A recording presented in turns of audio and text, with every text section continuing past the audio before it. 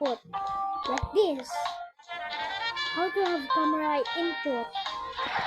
First, you need to create the game. So next, go to more.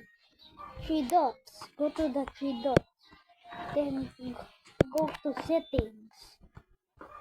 Go to privacy. Nobody will get that if you lose the one here.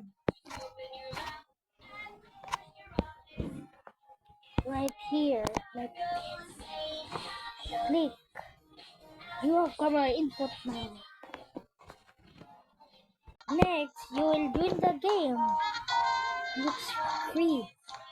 Click the 3 dots again. Not here.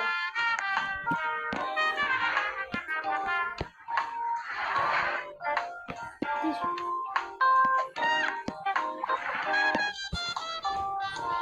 Then click selfie. Then you have camera input.